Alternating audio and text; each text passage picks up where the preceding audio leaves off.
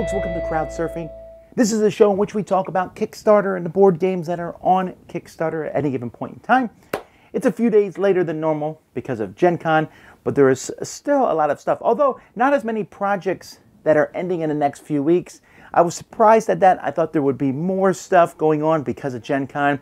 Come to Gen Con, back our game. That's the sort of thing that happens a lot at conventions, but maybe Gen Con isn't so much about Kickstarters going on currently, and maybe people are afraid because so many games are actually being released during this month or so.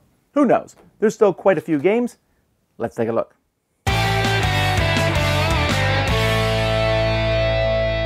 Okay, well first we have Alexandria Library in Cinders. This is a game where the board is shrinking, the library is on fire, and you're trying to rescue stuff. Great theme. I mean, this is the kind of theme that I love. It feels something different, it's fresh, and the idea sounds interesting as the board is shrinking and getting smaller as you play, 45 to 60 minutes. They have a regular version and an extremely deluxe version. Interestingly enough, this project has a thing at the bottom of it that basically says we do not pay people for previews of our game. I don't know if that's going to become a trend, who knows, but it certainly was interesting to see.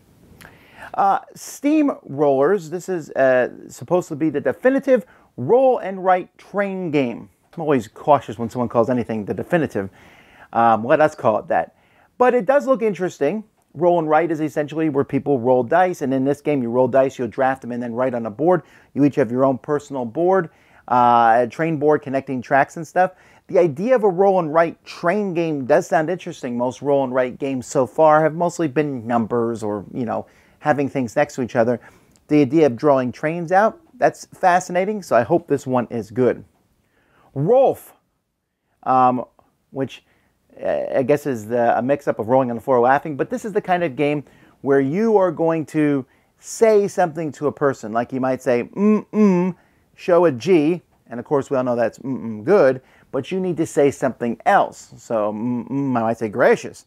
You know, whatever the word might be, and then the judge picks which one is the funniest answer to them. This is a Robert Burke game. It is a G-rated game, although they hasten to tell you that just because the words are G does not mean your answers have to be so. So kind of trying to fit everyone. But it's a party game. Seems to be doing very well. That's Rolf. Alexander's Campaign. This is well, it says 2 to 3 players, but then they talk about solo, so I guess it's 1 to 3 players. A campaign-style game where you're taxing people so that you can fight, and tactical war game. Looks interesting. Maybe not my style, but I think some people are going to enjoy it. My pick of the week, though, is Brigade. This is the board game of fantasy firefighting. Now, I first saw it, I was like, ha, ha, ha, that's so stupid.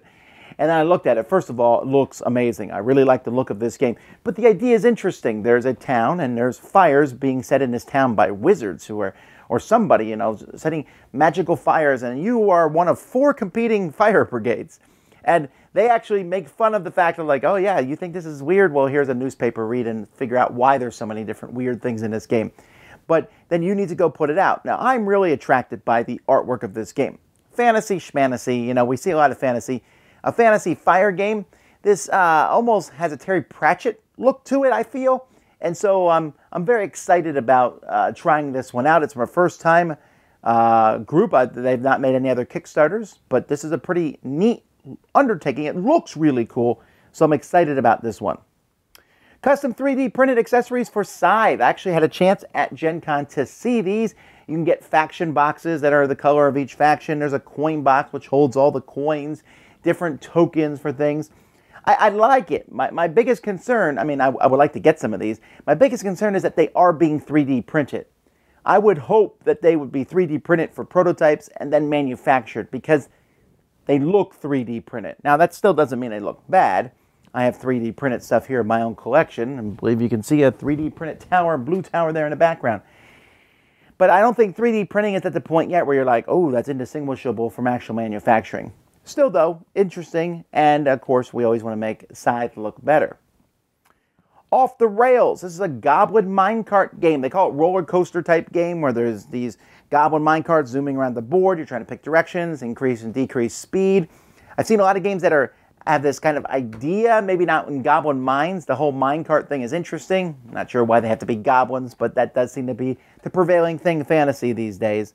But that's off the rails.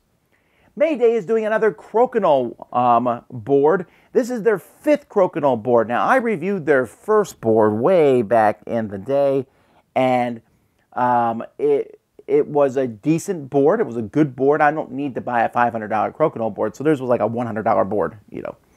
They say that this one here is better than the other ones. Now, unfortunately, I did not get a chance to see this upgraded board. I know it was at Gen Con, but you know, Crokinole is a very, very fun game. A lot of people like it. Looking for affordable boards, well, you got one here. Arranged. Now, this is an interesting thing. This is the Arranged Marriage board game.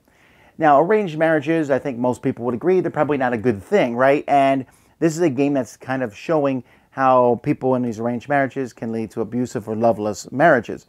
And so this is like an educational game. It's taking a funny look at it, but at the same time there to teach. Now, is the game any good? Is it mostly there just for educational purposes? We'll have to wait and see. It doesn't look like it's an amazing game, but it does have an important topic to talk about.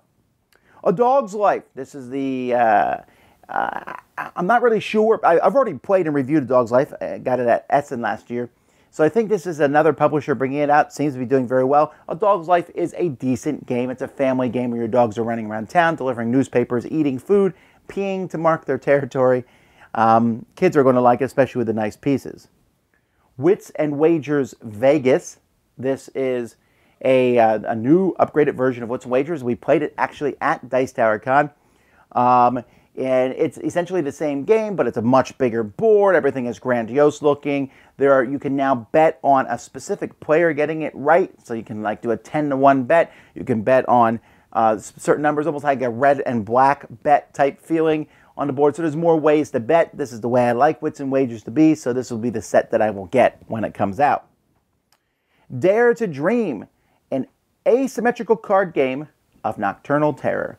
It doesn't actually look as scary as all that. It looks like it's what kids would consider to be scary in like a book for kids. It was scary, you know, because you got these guys and they're going out. One person is the bad guy controlling all the mean stuff, and other people are controlling.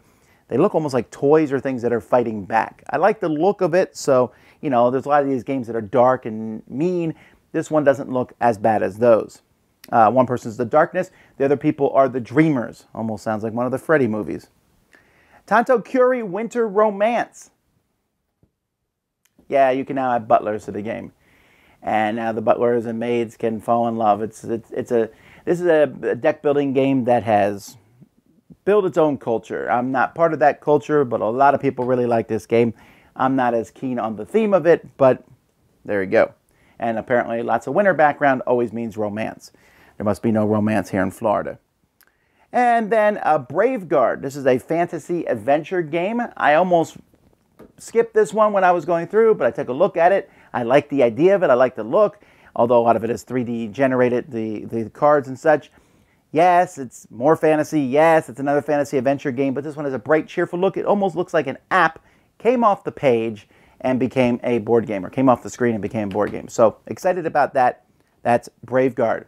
Folks, that's what I found this time on Kickstarter. I hope you guys check out some of these. You got some ones that I missed, mention them in the comments. But meanwhile, let's get to the rest of the show. Hello, chaps and chappets. Are you somebody that likes to dress up to the nines and go to town? Or maybe you're someone that likes to take selfies and post them every 5 minutes. Well, you know what? I think I got the perfect game for you.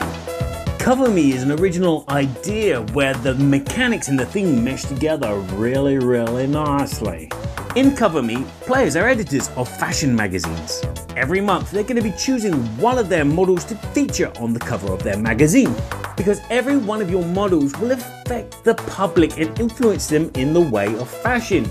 So if lots of blondes feature on covers of magazines, that means that blonde is going to be the popular fashion. Again, is the haircut short, long, or somewhere in the middle? And depending on the season, whether it be spring or summer, would dictate if the colour of the dress is important. Whereas in the winter and autumn, it'd be the pattern.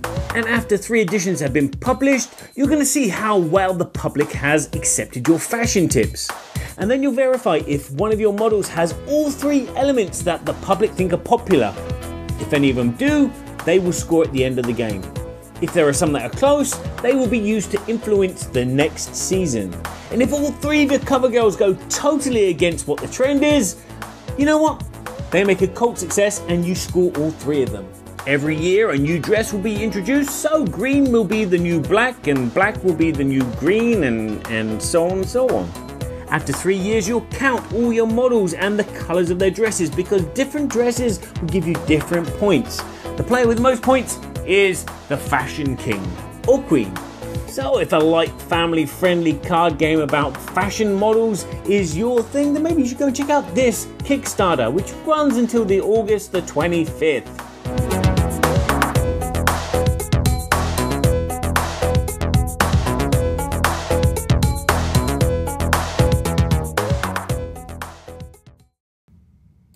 Hey board gamers, BJ from Board Game Gumbo here, back with more Louisiana Lagniappe. That's right, I'm helping you find Kickstarter projects that won't break your budget, but give you a little something extra.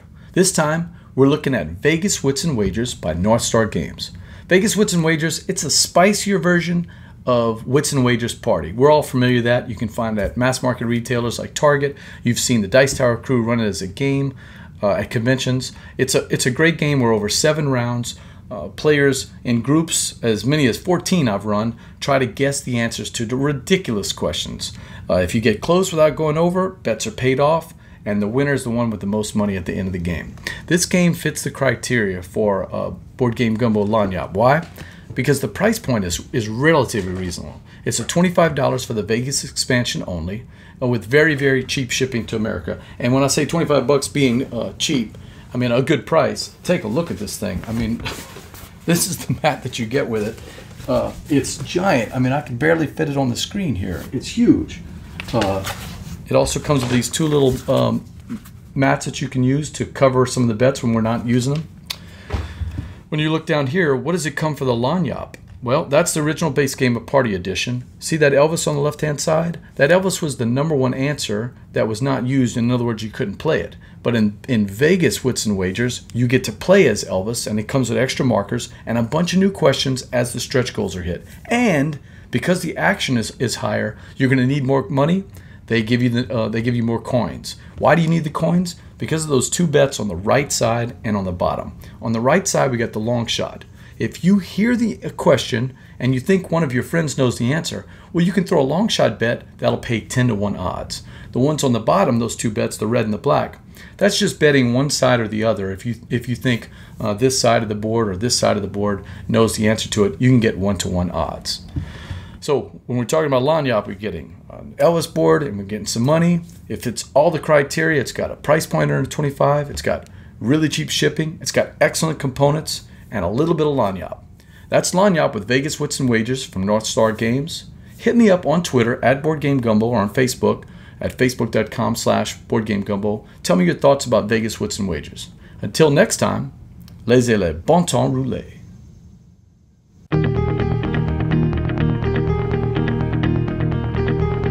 So last week I talked about why we don't do previews here at Dice Tower, and actually that should be more specifically why I, Tom Vassell, don't do previews at Dice Tower. You may see previews for Kickstarters at some point from us, but probably not from me.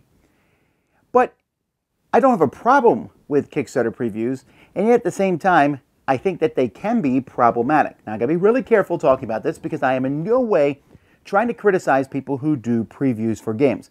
And I mentioned at the beginning here about Alexandria and how they put a thing here, no paid previews. Well, big deal. I mean, really big deal. Who cares if you pay for a preview or not? As long as it's clearly stated that a preview is a paid preview, I don't have a problem with it. It doesn't make sense to me. It's obviously there to show off the game. And why would you not want to show off the game? And why would you not want to hire someone to have an audience to show off the game? It makes sense to me. I don't think that a paid preview is a bad thing. You go into it knowing that it's a paid preview. There's a lot of people who do them, and they charge various amounts of money, which probably corresponds to the size of their audience. And there are a lot of Kickstarters. In fact, when a Kickstarter doesn't have any paid previews, I wonder how good the game is because I'm thinking they didn't put money into marketing. And, you know, That's what paid previews are, is marketing. And why would you not want to explain and show off the game? Now, the reason that I personally don't do paid previews anymore is because I want to be able to say if the game is good or bad, and you don't really do that in a paid preview. So it's up to us, the consumers, when we look at Kickstarter and we look at these projects, we have to realize that these previews are paid previews and that they are going to be essentially positive. And we say, oh man, we want to see something that's not positive or not negative. Well, or that's not positive but is negative. You're not really going to see that. Because even like Alexandria, they put up Rados running through it. They didn't pay him to do that. He just did it on his own. But again, it's positive. They would not put it on their thing unless it was positive. So when you go to a Kickstarter page, they're going to show you stuff. They're not going to show you someone who's talking negatively about it. We've had people put up our reviews when they do sequels or when they do expansions or a second edition of things. They'll put up our reviews if they're positive. And that makes sense. Why would you, it's like movie posters, 2 thumbs up, and then really small print, some guy from some small newspaper in Idaho. Right, okay, so we got to look at the source of how that is. So I worry about this sometimes because I think that the burden of finding out if a gamer is good is on the consumer, which obviously it's going to be, but there's no hard reviews of Kickstarter games. But how do we do that?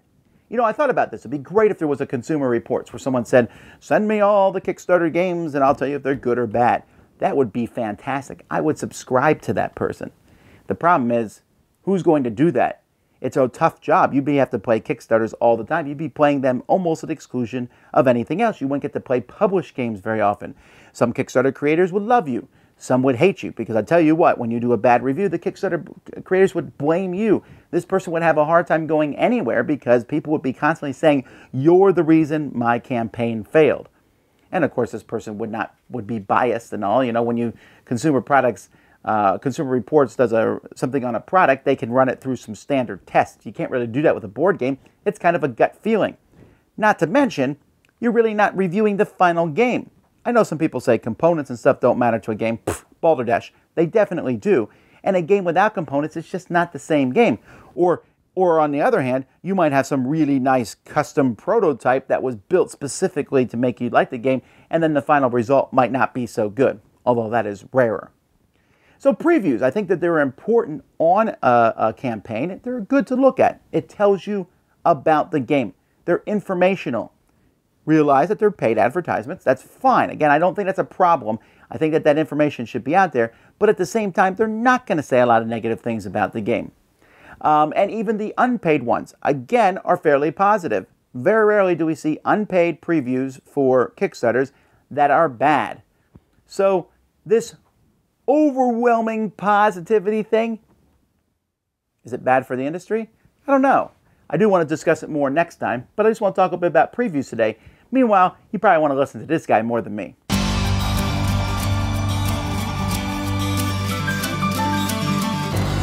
This is Jamey from Stegmaier Games, and today I'm going to talk about one of the most important tools to any future Kickstarter creator, and that is the e-newsletter.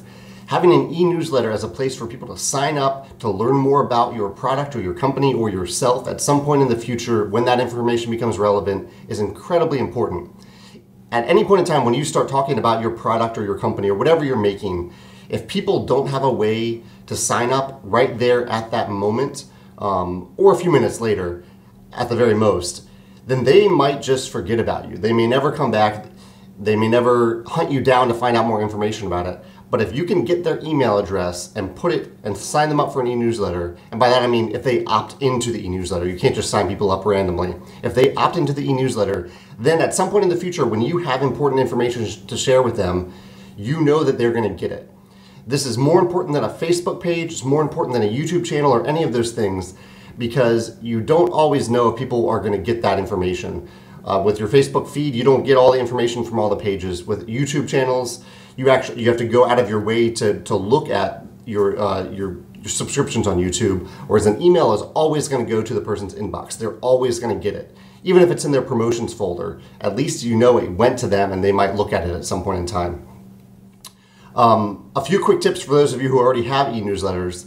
I highly recommend writing in the first person. Write just as a person, not as a company. Don't write as a we, write as an I. and be personal. I try not to be too stodgy with my e-newsletters. I try to share as if it's just me, Jamey, talking to one person. I usually try, well actually I don't do this all as well, but I recommend that you create a compelling subject line that draws someone into the e-newsletter so that when they see it in their inbox, it's not just update number 242, it's update 242, and this is the big thing we want you to know in a few words so they're compelled to read more.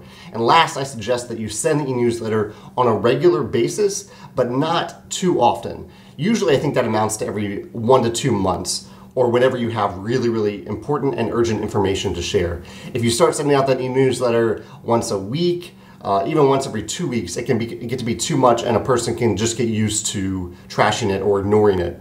On the other side, you don't want to send it out on an irregular basis because then oftentimes you're pushing a ton of information into one newsletter instead of spreading it out into bite-sized chunks. That's it for e-newsletters. Also, I recommend MailChimp. MailChimp is the service I use. There are many other good services out there, but I've had a great experience with MailChimp. Thanks. Greetings everyone, my name is Dean and welcome to another edition of Kickstart Your Collection. Today we're going to take a look at the game of Heir to the Throne by Amber Palace Games. This is a tableau building, family tree building, a whole lot of take that in your back style of game. So if you like that style of game, you will probably enjoy this. If you don't like Take That, well, take a look at it because maybe it might suck you in to a new mechanism that you're a little hesitant about. Heir to the Throne, 2 to 4 players, plays roughly 45 to 60 minutes on the box. And what you're going to do over the course of time is you want to create a great-grandson, a legitimate great-grandson, meaning they can't have been accused of being illegitimate with a black sheep token, and they cannot be infertile with the wilted flower token. That's easier said than done, all right? Because over the course of the game, your opponents are going to constantly be playing cards against you to either create scandal, illegitimacy, infertility, and you're going to be doing the same to them. And that is really where the crux of this game is. Yes, you're building your family tree, but the emphasis on this game is in the card playing, either to help yourself or to hurt your opponents. And it's typical card style. You're going to have a card with a dual choice. The top you can play against your opponent. The bottom you can play into your own family tree. And there's different things. You can remove infertility. You can remove black sheep off your own family. You can steal sons and daughters from other families. And then, of course, at the top, you can do just the opposite to the other families. You can make them infertile, black sheep, so on and so forth. This game, again, it is very much a take that game. If you don't like that style, I would say try before you buy. But this game is available. It has fully funded. It is available at their website, Amber Palace Games. So until next time, on behalf of Board Games Social and Board Game Buffet Podcast, take care of yourselves and your loved ones. Oh hey, what's funding? Just enough time to take a quick look at a game that's seeking funding right now, and today we're taking a look at Before the Earth Explodes. So here we're taking a look at Before the Earth Explodes, and this is a symmetrical 2-player game where players will be working to try to save humanity by any means necessary in order to take the glory. Each player has a set of 4 cards that they will always have available, and it's the same for both players, that allow you to do things such as taking a ship into your fleet, colonizing a planet for reduced costs, possibly gathering resources, or even canceling out your opponent's turn altogether. Each player will simultaneously select 1 card face down, and then the 2 will be flipped over and resolved. After those actions are resolved, then each player gets a chance to colonize a planet, bringing it in, which will gain them one-time abilities from later in the game. And then we'll do a cleanup, refilling anything in. You win the game by either getting to 7 on the tech track, destroying your opponent completely, meeting a victory condition on one of the fleet cards, or by colonizing 7 planets. So that's a look at Before the Earth Explodes. Now that was a prototype quality, so it does not represent what you will receive if you actually choose to back the game. Now what you have here is a 2-player game that is fairly conflict heavy, but also has a nice degree of almost a rock, paper, scissors mechanism in it, and that in addition to trying to take out your opponent potentially, you do need to kind of play your opponent and figure out what card they're going to play. If I had any negatives on the game, I'm not sure I enjoyed the fact that it's possible for a player to basically do nothing on their turn. That can feel really punishing, and that if your card is canceled, you also don't get to try to colonize a planet. The artwork in the game is wonderful. It really does have a reminiscent feel of those old sci-fi movies or even choose your adventure books. I would like to have seen maybe a little more, but overall I really did enjoy this game, and I enjoyed the way there are multiple paths to victory that can also change, and you have to change your strategy as you play the game. I hope this has given you an idea of whether or not this game might be right for you, and if so, you should check out their crowdfunding page, and I look forward to seeing you guys next time. And that's it for another episode of Crowdsurfing. Thanks so much for watching. We'll be back in a week and a half with some more Kickstarter news and lots of different things to talk about. I appreciate all these people taking their dreams, putting them up on the internet for all of us to vote on with our money. Check them out. Until next time, I'm Tom Vassell. You've been watching Crowdsurfing on the Dice Tower.